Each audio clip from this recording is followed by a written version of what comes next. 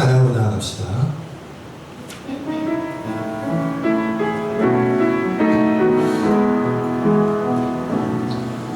내 삶에 들어온 주님의 말씀이 내게 비치는 진리,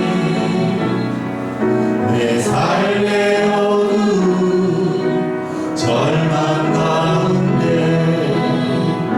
소망 보게 하시네.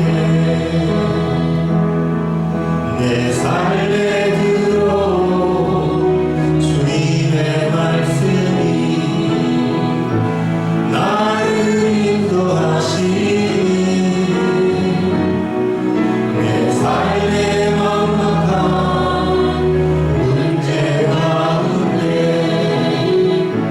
주 뜻 보게 하시네. 말씀이 내게 역사하기를, 말씀이 내게 살아있기를, 하나님 말씀을 듣겠나이다. 주님의 음성을 듣겠나이다. 하나님 말씀을 듣겠나이다. 주님의 말씀을 듣겠나이다.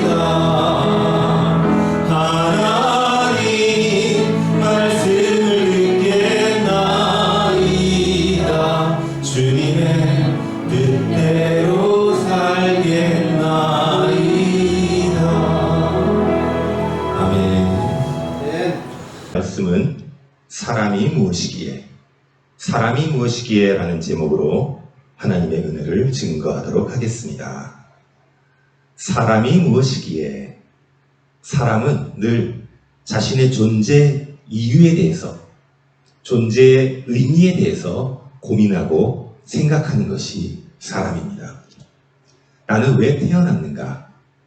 나는 무엇을 하며 살아가야 하는가? 내 인생의 의미는 무엇인가? 우리는 이런 고민들을 할 때가 많죠.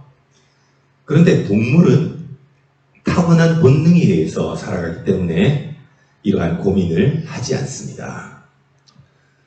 푸른 초원에 사자가 바닥에 비스듬히 엎드리고 누워서 동물들을 바라보며 생각합니다.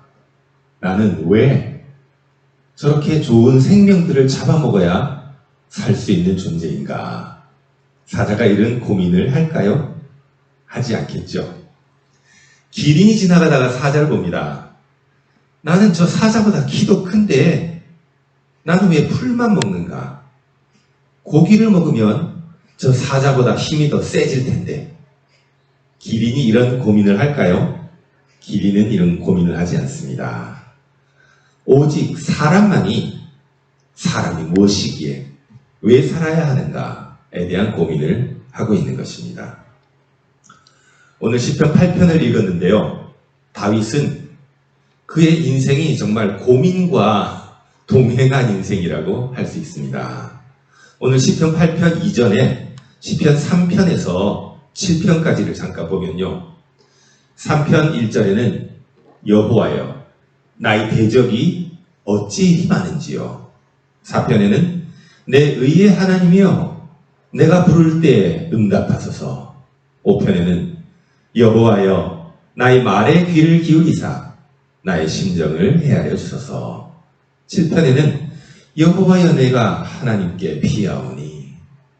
다윗은 결코 만만한 인생을 살았던 사람이 아닙니다. 10년이 넘게 사울 왕에 의해서 쫓겨다니고 또 아들 압살롬에 의해서도 괴로움을 당하고, 물론 8편을 지을 때는 그 이전의 시대겠지만요. 다윗의 모든 인생은 참으로 눈물 가운데 탄식의 소리가 큰 그런 삶이었던 것입니다. 그런데 7편까지의 탄식의 소리가 오늘 8편, 10편 8편에 나오면서 탄식이 완전히 기쁨의 찬양으로 바뀌게 됩니다. 오늘 그러한 시편 8편의 감사의 찬양을 한번 같이 보도록 하겠습니다. 오늘 시편 8편 한 절 한 절 자세히 보게 될 텐데요. 우리는 좀 특이한 것을 발견할 수 있습니다. 성경을 보다 보면 똑같은 구절이 반복될 때가 참 많아요. 아니, 여기 썼는데 왜 똑같은 구절을 또 쓸까라고 생각할 수 있지만 그것은 히브리어 헬라어의 특별한 구조 때문입니다. 그러한 구조들은 샌드위치 구조 또는 키아즘 구조 또는 카이아즘 구조라고 이야기를 하는데요. 샌드위치를 보면 빵이 위와 아래에 똑같은 모양의 빵이 있죠. 그리고 그 가운데 샐러드나 여러 가지 맛있는 부분들, 고기나 과일이나 이런 부분들이 있습니다. 샌드위치를 먹을 때 빵을 먹으려고 먹는 사람은 아무도 없겠죠. 빵을 먹고 싶으면 그냥 빵만 먹으면 돼요. 근데 샌드위치를 굳이 만드는 이유는 그 안에 있는 내용물을 흩어지지 않고 맛있게 먹기 위해서 샌드위치를 만드는 것이죠. 바로 오늘 시편 8편을 보면요.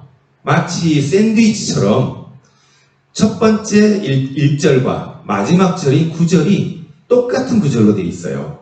그래서 우리는 샌드위치 구조의 시편이라고 말합니다. 여호와 우리 주여 1편에 주의 이름이 온 땅에 어찌 그리 아름다운지요. 이렇게 다윗은 7편까지 구구절절히 탄식을 하다가 8편에 와서 주의 이름을 찬양합니다. 그리고 그 찬양을 시편 8편의 마지막 절인 9절에서도 여호와 우리 주여 우리 주의 이름이 온 땅에 어찌 그리 아름다운지요. 똑같은 구절로 마치 샌드위치 빵이 내용물을 감싸듯이 1절과 9절에서 A와 A 다시 부분으로 똑같은 구절로 감싸고 있는 것입니다. 자, 그러면서 이제 B 부분 안쪽으로 내용물 쪽으로 하나하나 들어가서 자세히 보도록 하겠습니다. B 부분은요, 권능, 하나님의 권능, 약한 자로 권능을 세우시는 하나님의 은혜를 찬양하고 있습니다. 이 편에 주의 대적으로 말미암아 어린아이들과 젖먹이들의 입으로 권능을 세우시며, 다윗이 살아가다 보니까 사울에 비해서 다윗의 군대는 몇 명 되지도 않아요. 힘이 아주 약합니다. 돈도 없어서 맨날 쫓겨다니고 머리 둘 곳도 없어서 동굴에서 자고 그렇게 합니다.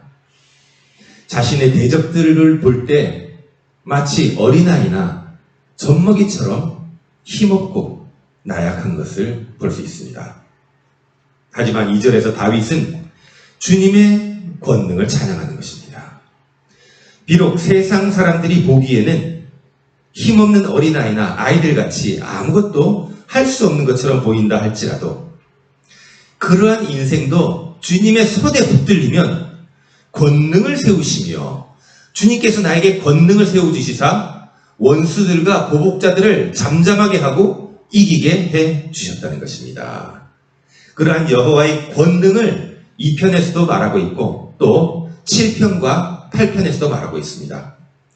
다윗이 어린아이같이 약한 존재였다가 주님의 권능을 받고 나서 권능을 행하여 다스리는 대상들에 대해서 설명하고 있습니다.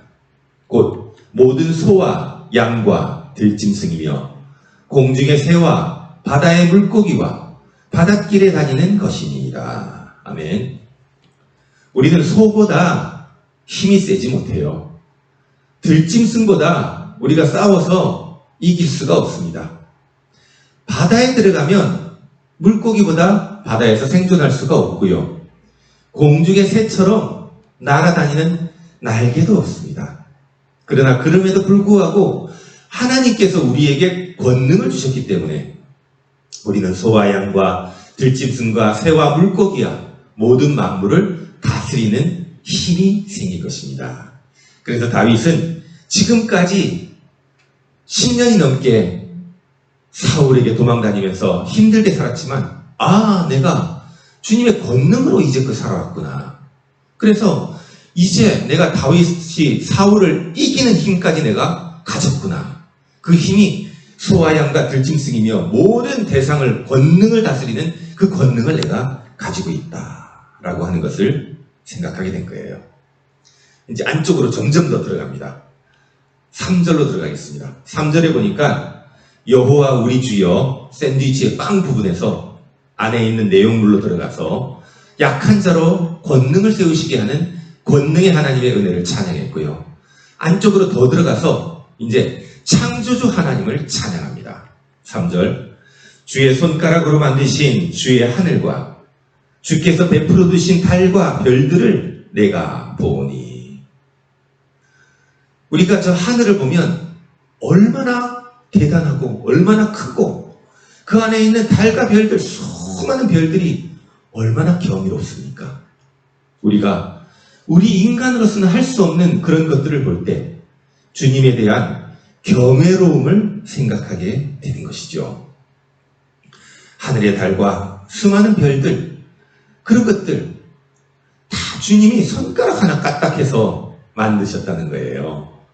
인간의 힘으로는, 인간의 과학이나 인간의 노력이나 모든 것으로는 만들 수도 없는 것을 주님은 그저 손가락 하나 까딱해서 만드셨다는 것에 다윗은 감탄하고 탄복하고 하나님을 경외하는 것입니다. 저도 미국 유학 생활을 할 때 나이아가라 폭포에 간 적이 있어요. 나이아가라 폭포를 보고 경외감을 느꼈습니다. 이미 주차장에서부터 나이아가라 폭포에 칼칼칼 쏟아지는 소리가 들리기 시작해요. 제 가슴이 콩닥콩닥 뛰기 시작했습니다. 그리고 주차장에서 나이아가라 폭포 가는 길로 열심히 뛰어가고 있는데 그 콸콸콸 거리는 소리가 점점 더 커지는 거예요. 그러면서 제 가슴이 더욱더 크게 방망이질을 하더니 어느 순간에 권능의 이런 놀라운 위험의 광경을 체험하게 된 겁니다. 그래서 우와 대단하구나. 사람은 정말 여기 폭포에 빠지면 보이지도 않아요. 점처럼 보이지도 않는 그런 존재인데 하나님께서 수천 년 전일지 수만 년 전일지 언제일지 모르지만 손가락 까딱 하나 까딱 하셔서 이 광대한 것들을 만드신다는 거예요. 너무나 크기 때문에 인간은 가까이 가지도 못해서 이렇게 배를 타고서야 겨우 근처에 갈 수 있는 것이 이 나이아가라 폭포입니다.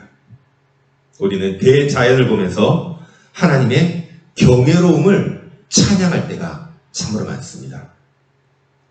그런데 오늘 5절에서는 이 하나님을 또 어떻게 찬양하느냐, 하나님이 사람을 존귀하게 만드신 것에 대해서 찬양합니다. 나이아가라 폭포나 동물보다도 힘도 약하고 우리는 아무것도 아닌 존재인데 하나님께서 우리를 존귀하게 여기셨다는 겁니다. 5절 그를 하나님보다 조금 못하게 하시고 영화와 존귀로 관을 세우셨나이다. 아멘. 야, 손가락 하나로 놀라운 세상을 창조하신 하나님께서 인간을 하나님보다 조금 못한 존재로 만드셨다는 거예요. 사람이 생각할 때는 천사가 사람보다 더 대단한 존재인 것 같아요. 천사는 날개를 가졌죠. 천사는 영원히 죽지 않고 살아가죠. 천사는 하나님 옆에서 시중을 들잖아요.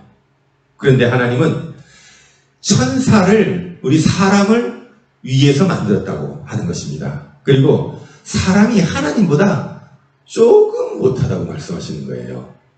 사람을, 세상 만물을 다스리는 존귀하게 하신 하나님이십니다.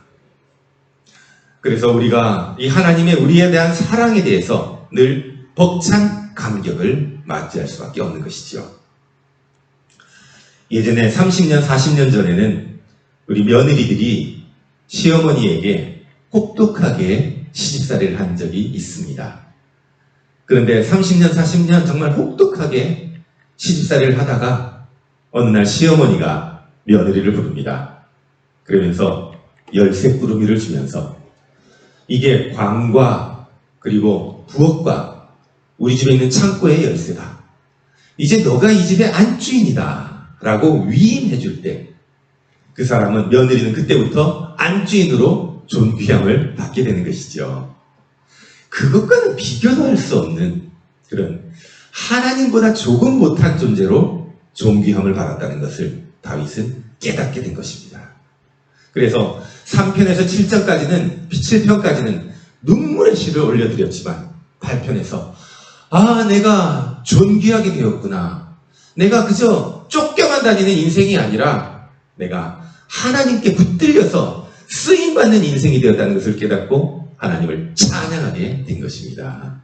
그래서 샌드위치 구조에서 제일 가운데 부분이 제일 중요하다 그랬어요. 그래서 주의 손으로 만드신 것을 하나님께서 나에게 다스리게 하시고 만물을 그의 발 아래 두셨다. 그 이유는 무엇이냐? 가장 중요한 것은 4절입니다. 읽어볼까요? 시작. 사람이 무엇이기에 주께서 그를 생각하시며 인자가 무엇이기에 주께서 그를 돌보시나이까. 뒤돌아서 생각해보니까 아무것도 아닌 나를 도대체 사람이 뭐라고, 인간이 뭐라고 주께서 우리를 생각하시고 돌보아 주시느냐라는 것이에요. 참 너무나 놀라운 말이죠. 우리도 자녀들을 볼 때 만약 자녀가 이런 말을 하면은 얼마나 기쁠까요? 자녀가 엄마 품에 푹 안겨서 엄마는 내가 뭐가 예뻐? 자녀가 만약 이렇게 말한다면 우리는 얼마나 기쁠까요? 엄마는 나를 왜 이렇게 사랑해? 그렇게 자녀가 물어볼 때 우리는 뭐라고 대답합니까? 그건 너가 내 아들이기 때문이야. 너가 내 딸이기 때문이야. 그것밖에 아무런 이유가 없어. 부모의 절대적인 사랑을 받고 자란 자녀들. 마찬가지로 우리도 하나님께서 아무 조건 없이 우리를 아들, 딸로 삼아주셨다는 겁니다. 그렇기 때문에 사람이 무엇이기에 하나님이 나를 사랑하시고 나를 그저 자녀 삼아주셨습니까? 다윗은 지금 사울왕의 칼날을 피해 살아온 인생을 돌아보다가 내가 지금까지 잘 피한 줄 알았지만 그 모든 순간순간마다 하나님께서 사울의 칼날을 피하게 해주셨구나 라는 것을 다윗은 느끼게 된 거예요.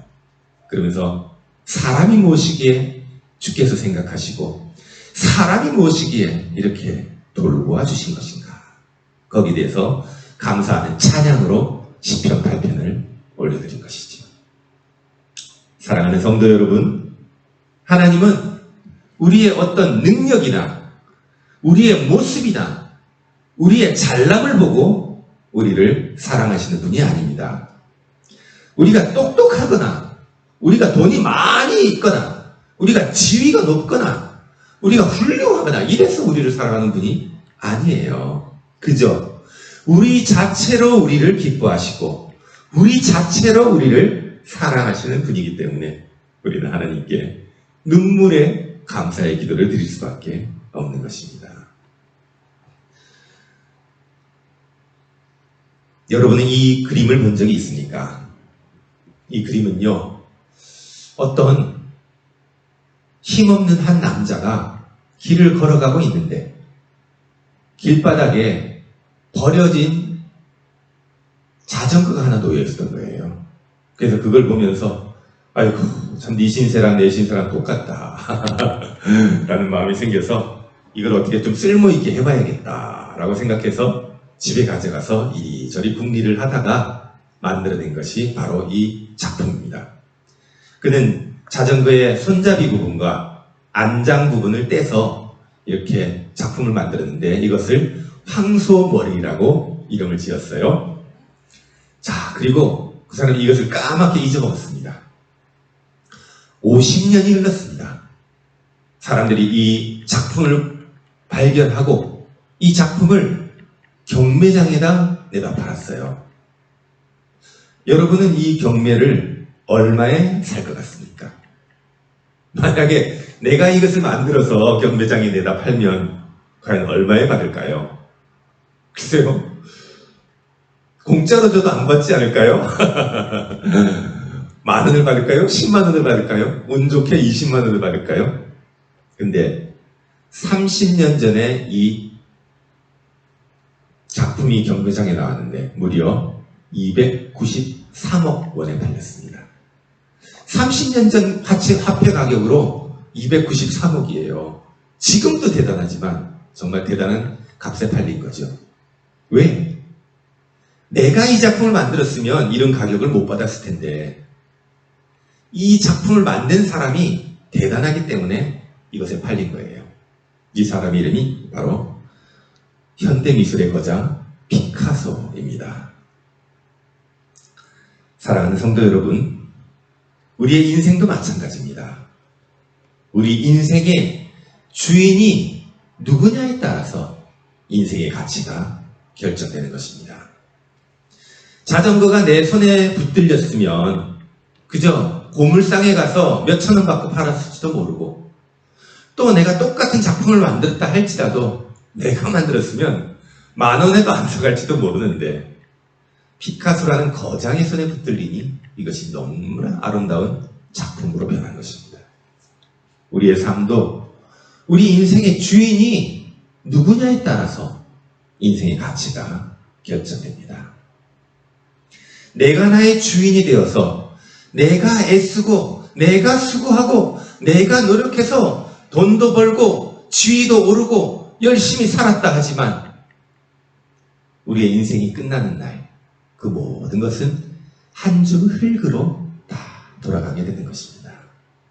그런데 내 인생의 주인이 내가 아니라 하나님의 손에 붙들려서 하나님을 주인 삼아서 살아갈 때 내 인생의 가치는 하나님의 아들, 딸로서의 가치가 부여된다는 것입니다. 그래서 우리의 인생은 하나님의 손에 붙들릴 때 오로지 소중한, 존귀한 존재가 되었다는 것. 그것을 다윗이 깨닫고 시편 8편으로 찬양하게 된 것입니다. 현재의 고난만 보면은 다윗은 찬양할 수 없습니다.